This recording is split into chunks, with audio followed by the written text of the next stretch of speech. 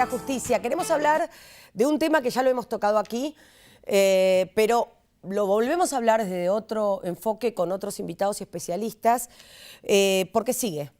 Estamos ante una Argentina que está absolutamente confrontada. Uno pensaba que tal vez era un fenómeno del kirchnerismo, pero esto supera, ¿no? Además, habría que preguntarse por qué hubo tal grieta durante el kirchnerismo, ¿no? Pero además de eso, que podía responder a diferentes intereses empresariales, políticos, etcétera, nos encontramos con una Argentina que se ha dividido aún más por el tema del aborto, por el tema de los pañuelos, de los diferentes colores.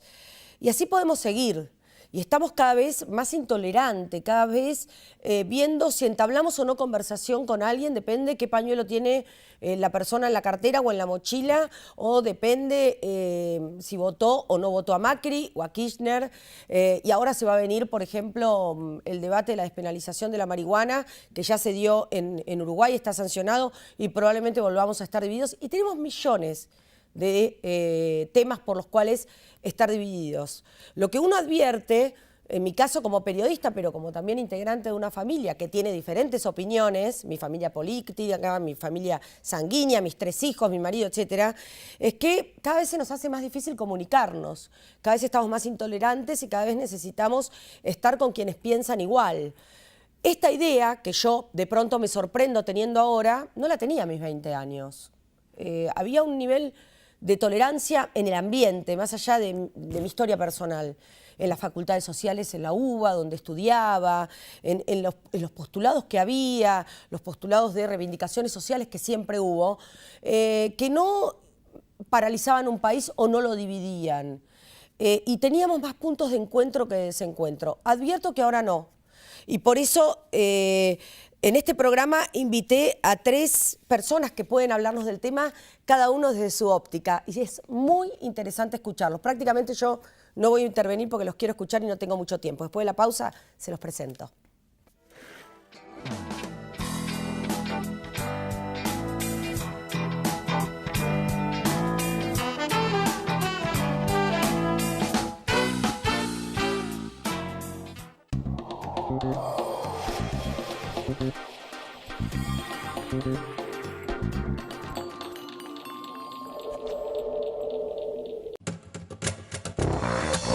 Más de 13.000 policías en calle.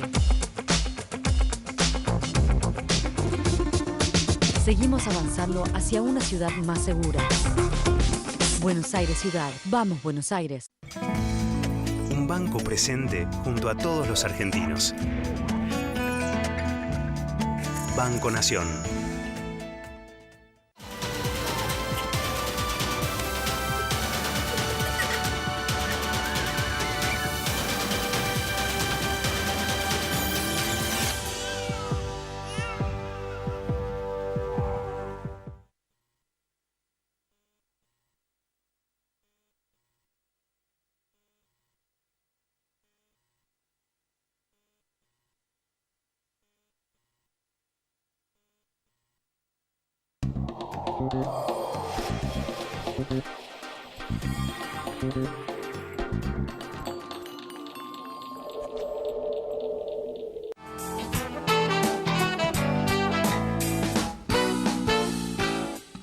Los argentinos y la intolerancia, los argentinos y la grieta, los argentinos confrontados, divididos, en guerra. Pareciera que no tenemos paz y no solamente lo advertimos desde adentro, sino también un poco nos están viendo así en otros países.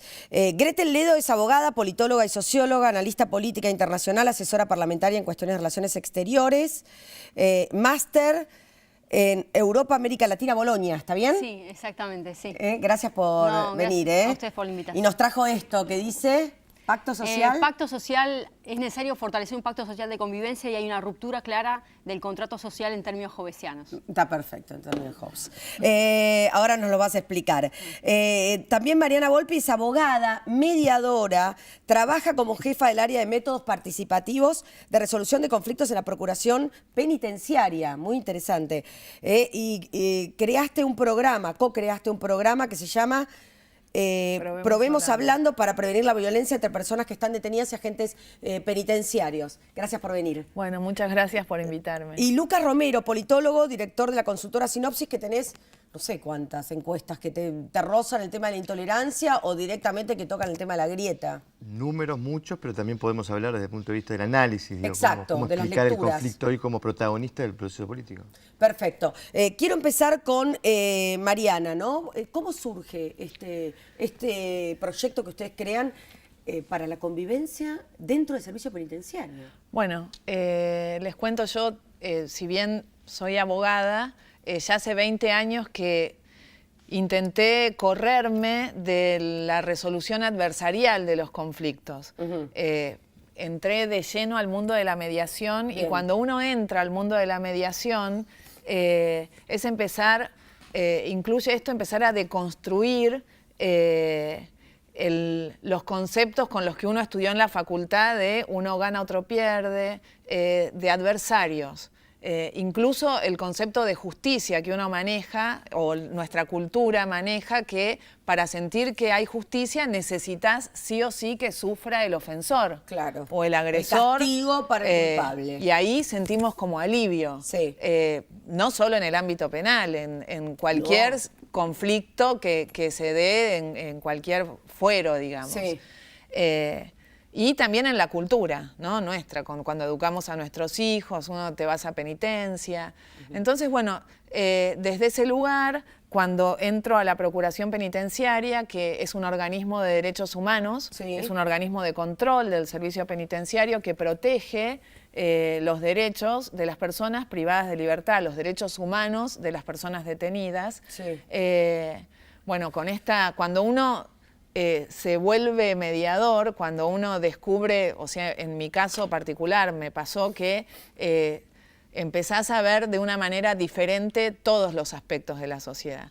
Y el acceso a lo que significa la justicia, como dice la doctora Gladys Álvarez, precursora de los métodos hoy participativos de resolución de conflicto. Antes se decía alternativo, como una palabra que intentamos los mediadores como correr, porque está como más como si margen, fuese, ¿no? Claro, una cosa o la otra, sino que es otra manera más de acceder a la justicia, a través de la decisión de las personas, el fortalecimiento de las personas, que exista una reflexión respecto a la diferencia que tienen. Esto estoy hablando de la mediación en general, claro, las diferencias que pueden tener dos personas o dos sociedades o el conflicto que sea, empezar a trabajar esas diferencias, no tanto posicionado, valga la redundancia, en una posición, que muchas veces esa posición no refleja nuestro verdadero interés. Exacto. Entonces es a partir del mediador, esencialmente lo que hace es escucha y pregunta. Claro. Entonces tenemos un entrenamiento que hoy en día el trabajo del mediador se ha vuelto como nosotros hablamos de la cultura de la paz o de pacificar sociedades, porque realmente las personas cuando vienen a la mediación se sienten escuchadas y se apropian del conflicto, de la posible solución de su conflicto, teniendo en cuenta la necesidad también del otro, pudiéndose poner en el lugar del otro. Bueno, Gretel y Lucas, a ambos les pregunto. Voy a, de este caso puntual que trabajan en el servicio penitenciario, en la convivencia, que debe ser muy difícil, lo podemos trasladar un poco a la sociedad. Totalmente, es muy interesante lo que estaba nombrando Marina, porque creo que la clave es en el poder de la escucha. Claro. Hay un mensaje y hay que decodificar ese mensaje. Hay un circuito de comunicación. Y hoy el sistema político adolece de ese poder de la escucha, porque la clase dirigente hoy por hoy no tiene la capacidad de percibir cuál es la necesidad y cuál es el clamor social. Hay un hastío generalizado y por eso hablamos de una cuestión de que está a flor de piel. Cualquier tipo de conflicto hace que hoy la gente salga a la calle, se manifieste y pareciera que no hay un marco de contención social, si se quiere, desde la clase dirigencial, que pareciera que hace oídos sordos y simplemente se hace valer con la ley de grandes números como si la economía fuera simplemente una ciencia exacta, cuando en realidad sabemos perfectamente que es una ciencia social y no hay que hacer prueba y error en el ejercicio del poder. Y detrás hay vidas, detrás hay familia. Y cuando estamos hablando, hay historia. Cuando estamos hablando del sistema penitenciario, qué importante es entender que la pena no es simplemente un mecanismo para expiar todos los pecados o los errores que pueda haber cometido una persona dentro de una sociedad. La persona tiene que salir reformulada para bien, pues esa persona mañana se tiene que insertar en la sociedad, porque si no estamos tirando un problema hacia adelante. Si no, vayamos a Michel Foucault, vigilar y castigar, Claro. y cómo sale la persona. Sale con una universidad delictiva importante después de pasar por el sistema penitenciario. Entonces, es fundamental esta etapa de diálogo, de consenso, de acuerdo, y decirle a esa persona, más que un sujeto de derecho, vos sos una persona. Claro. O sea, que entienda cuál es el poder que tiene esa persona para nuevamente insertarse en la sociedad desde un marco, desde la reforma. Lucas, ¿cómo se traduce esto, digamos, a lo largo de los años? No sé hace cuánto que ustedes vienen viendo la opinión, ni más ni menos, ¿no? Elevo un poquito el nivel de abstracción después para bajar, porque es ¿Cómo no? interesante lo que decía Marina. Marina dice, vemos, ellos trabajan buscando el consenso. Digo, ahora, las corrientes políticas, los procesos políticos están asociados a corrientes de pensamiento. Sí. Y hemos hablado mucho durante el proceso del kirchnerismo de autores como Chantal Mouffe o el propio Ernesto Laclau, Sí. que plantearon una concepción de la democracia distinta a la democracia liberal que predominaba durante el siglo XX, que era una democracia que trabajaba para la búsqueda del consenso. Ellos Sí. empezaron a hablar de lo que se conoce como el pluralismo agonista o la democracia radical, Sí. que es la búsqueda del conflicto. El conflicto está en la sociedad y el proceso político tiene que ir en búsqueda de ese conflicto. Y creo que en el caso particular del kirchnerismo, pero en otros procesos políticos que hemos visto en los tiempos modernos, digamos, estamos viendo un proceso político que va en búsqueda del conflicto. Y me parece que la presencia de los medios de comunicación multiplicados por redes sociales hoy permite que ese conflicto público trascienda a lo público y vaya a lo privado. Recuerdo que Ernesto Laclau fue, bueno, como el gran intelectual que aparecía mucho tiempo en 678. Bueno, en mi facultad nosotros lo hemos visto muchísimo también, pero a mí yo como ex estudiante de la facultad de la universidad en la UBA, me sorprendió verlo tomar partido tan vehementemente en medio de la grieta. Bueno, él viene de una corriente postmarxista Sí. y obviamente hay una interpretación del conflicto como un objetivo buscado por el proceso político. Claro. Y hay que ir a ese conflicto porque el conflicto está en la sociedad. Esa es la interpretación, obviamente. Ahora, O de él o de Chantal Mouffe. creo que ¿no? ese Pero- proceso político conflictivo que vivimos en tiempos modernos, hoy creo que se amplifica acabamos de terminar trabajos cualitativos, que son muy Sí. interesantes porque las encuestas te permiten describir la realidad. Claro. Las investigaciones cualitativas te permiten explicarlas. Y nos parecía, encontramos algo muy raro. Nos costó encontrar gente que se identificara como opositora a este gobierno.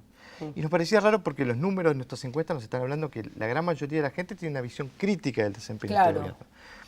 Entonces, nos concentramos en lo que nosotros llamamos segmentos de desencantados y desilusionados, Ajá. los que votaron a este gobierno y hoy están Desencantados, desilusionados, sí. desencantados y dicen que no lo volverían a votar. Sí. Bueno, esa gente, cuando ve el universo opositor y lo identifica con Cristina Fernández de Kirchner, siente cierto rechazo a identificarse con ese sector.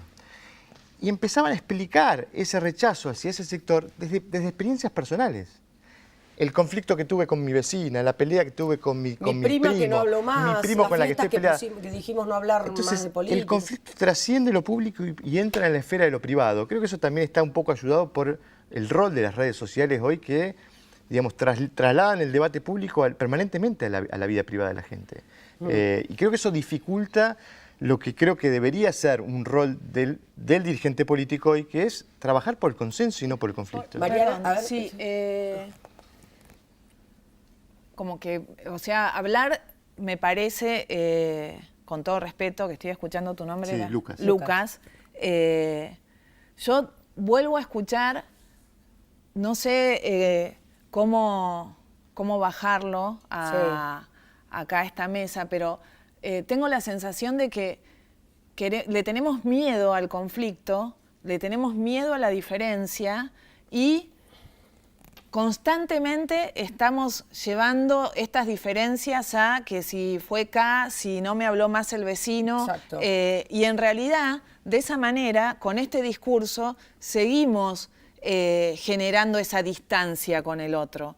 Yo creo que a donde tenemos que volver es a ese lugar del que habló Lorena o que hiciste mención cuando estudiabas en la facultad, Es que yo lo y que yo advierto en también mí. recuerdo ese lugar donde para mí que una persona sea kirchnerista, de izquierda, de derecha, del centro, de Corea del Centro, Sí. o sea, no tiene por qué claro, alejarme o distanciarme, sino por todo lo contrario, es cómo tramitamos esas diferencias. Y ¿es malo pensar distinto? ¿Es mala la diversidad? Porque los conflictos en sí, las diferencias, aparecen como consecuencia de estar vivos, de convivir. Totalmente, lo que estás mencionando creo que es importante. Recalcamos esto de lo que es pacto de convivencia social. Respetar esa multiplicidad de visiones, porque ahí está justamente el crecimiento, en escuchar al otro, digamos, el que tengo enfrente. Y en esa deconstrucción del mensaje, lo que estoy haciendo es entender que ese prójimo es mi próximo, y ese próximo es simplemente mi alter ego, es la otra persona que tengo a mi lado. Claro, pero uno, por ejemplo, cree que se respetan esos códigos cuando en la tele, por ejemplo, vemos, o en la radio, uno a favor y otro en contra, pero se terminan insultando, desacreditando, no resulta un debate o no hay un intercambio. No hay un intercambio. Porque no hay, perdón, un entrenamiento en una escucha, Claro, que sea una escucha profunda y una escucha sin juzgar de lo que está diciendo el otro para que el otro pueda expresarse. Generalmente cuando hablamos uno empieza a hablar y ya el otro empieza a pensar qué le voy a contestar. Con esta respuesta, exacto. No escuchamos, y ese no escuchar lleva a desempoderarnos a cada ser humano que está participando en una conversación. Nosotros comprobemos hablando, Sí. que, bueno, hoy no pudo estar acá mi compañero Alberto Sí. Volpi, que es con quien empezamos de cero a trabajar en esta mirada de protección de derechos, generando habilidades de conversación entre las personas que se encuentran obligadas a convivir de manera forzada Exacto. en un espacio reducido, que tienen una cultura donde les dice que si no es malo puede morir, es una cuestión de vida o muerte. Claro, de y subsistencia son en un punto, personas sí. que han sido abandonadas por la sociedad, han sido abandonadas por el Estado más que por la sociedad. Sí. Perdón, la sociedad no los miramos, no queremos ver, no queremos sentirnos corresponsables. El Estado directamente es una ausencia absoluta Sí. de muchos años. Entonces, creo que generando este espacio de conversación y entendiendo a la palabra como una herramienta de ejercicio de derecho, la palabra como una herramienta para gestionar conflictos de una manera no violenta, es que se puede empezar a transformar esta cultura. En este caso es más sencillo, pues estamos hablando de una cárcel, más sencillo digo a nivel conceptual. Sí, está más focalizado ¿no? Pero el tema. creo que si nos salimos también del tema de una cárcel, lo que significa intentar intervenir en esta cultura de violencia en la que estamos conviviendo hoy en día. Gretel, y a nivel internacional, ¿cómo nos ven? Bueno, a nivel internacional, Argentina siempre fue una sociedad bastante particular. En los últimos tiempos, esta situación exponencial de movimiento, de cualquier tipo de atisbo, de disconformismo que tiene la ciudadanía hacia una medida política Sí. que se está tomando, la gente se la ve mucho más participativa, que toma en la calle, se organiza a través de medios de comunicación, hasta a través de redes sociales, Sí. la gente participa.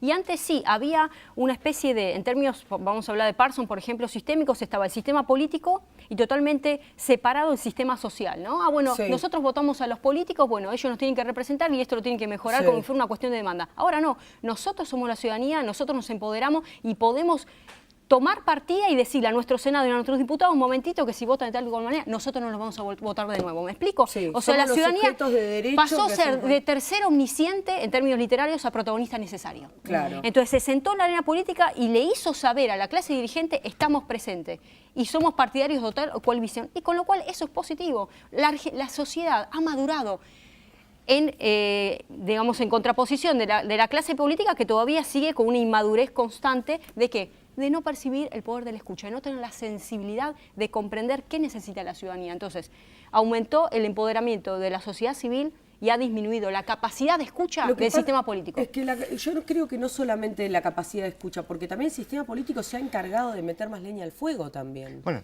sin ir más lejos, Todos los acabamos de actores tener políticos. un cambio de mando en la Argentina en donde Se echan- las dos autoridades, los liderazgos de los dos espacios no pudieron ponerse de acuerdo para Y en un para traspaso de un traspaso de bastón. mando.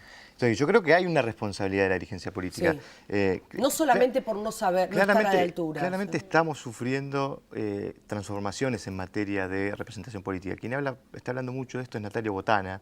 Él dice estamos transicionando hacia una tercera instancia en materia de representación, ante la representación que era por afinidad partidaria o ideológica, que fue la que caracterizó el siglo XX. Dice, ahora estamos en un tipo de representación que está conducida por los conflictos. Exacto.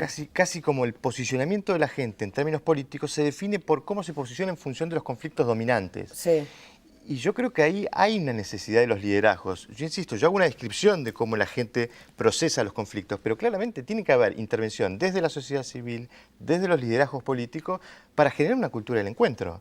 Porque, en definitiva, el mensaje que le baja a la gente cuando dos líderes no pueden acordar un paso de mando es que acá hay una división y una ruptura que no puede generar ninguna condición de encuentro. Sí, es como ¿no? si lo vemos en micro, ¿no? En el caso de Mariana, que lo ve con la sociedad carcelaria, pero digo, en una familia, si papá y mamá se están acusando todo el tiempo, está en un vínculo violento y confrontativo y acusatorio, los hijos se van a manejar en esos términos. Y lo que es lo peor, que reflejan. yo voy a nivel macro, vamos en términos económicos.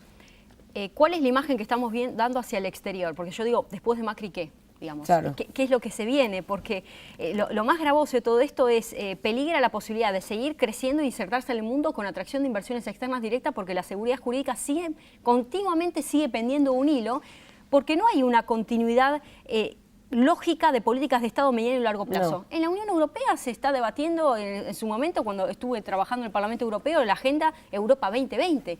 Digo, acá donde seriamente se está trabajando en un plan de Argentina 2030, 2040, o sea, no existe. Pareciera que vivimos constantemente con el mapa electoral en la mano. Este hombre no hizo la reforma como tenía que hacerla, ni bien arrancó el mandato en diciembre de 2015 o inicio de 2016, porque seguía con el tema de las elecciones a medio término. O sea, siguen en la especulación, pero estamos nosotros detrás, hay familias detrás, hay ciudadanía que decir, te estoy dando el voto de confianza, te estoy votando, ejercé durante 4 años de manera responsable, ¿qué te vas a comprometer? Este programa de gobierno, implementalo, no pienses en seguir constantemente, porque detrás de todo esto, ¿cuál es? Es la puja de poder. Es la puja de poder. O sea que la clase, vuelvo a insistir, la sociedad política todavía adolece de una gran inmadurez. No llega a comprender la importancia del voto de confianza. Son los depositarios de la voluntad, la sumatoria de las voluntades individuales. Mariana, la clase ¿coincidís con política esto? Ausente. Bueno, coincido, sí, que la sociedad política está, como creo yo, distanciada de las necesidades o Sí. O sea, lo que pasa es que lo que estaba acá recién relatando, que no recuerdo tu nombre, Gretel, me parece que si hoy acá estamos reunidos para hablar de argentinos versus argentinos, ya lo nombramos argentinos versus argentinos, en vez de, por ejemplo, nombrar argentinos conviviendo. Estamos ya como teñidos culturalmente por esa separación del otro y creo que tenemos que empezar a nombrar, por lo menos empezar a nombrar estas diferencias, nombrar lo diferente, nombrar el conflicto no con un matiz negativo, sino entender ese conflicto como una oportunidad de construir un encuentro. A nivel, por supuesto, que político es mucho más amplio esto de hablar cántica, a favor, en contra, que si no cumplió, no hizo las reformas que tenía que hacer, porque sí, se están hablando...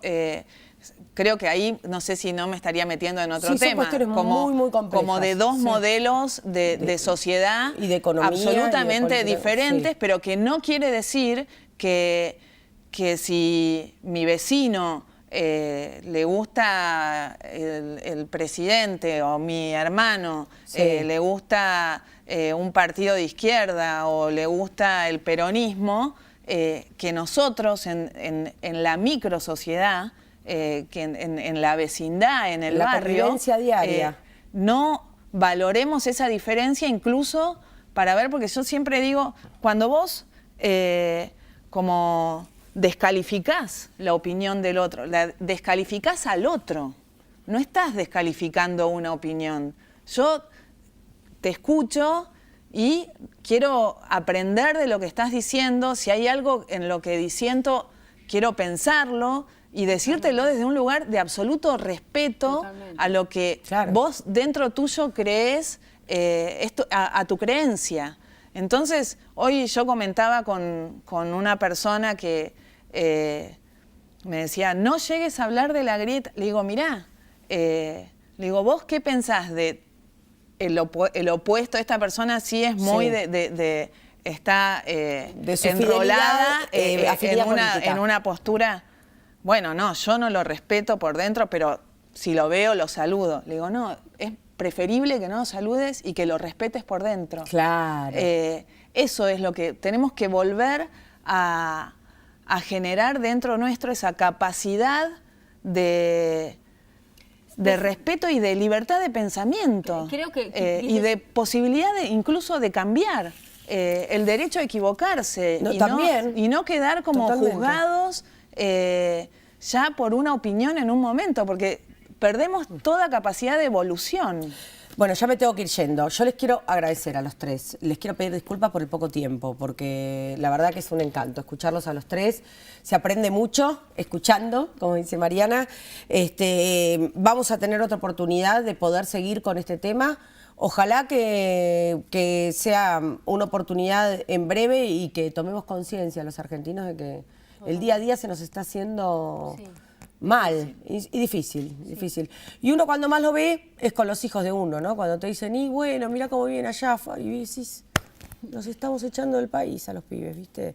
Tal vez no solamente por la falta de oportunidades, sino porque un país en crispación permanente, una sociedad, las casas, los clubes, los colegios, las reuniones sociales de crispación permanente es insoportable. Es un poco cambiar un poco la mirada y empezar a ser más positiva y empezar a buscar los puntos de encuentro, como decía Mariana. Gracias, No, gracias a los tres por haber estado aquí. Un gusto. Hasta la semana que viene. Los esperamos aquí en Será Justicia. Chau.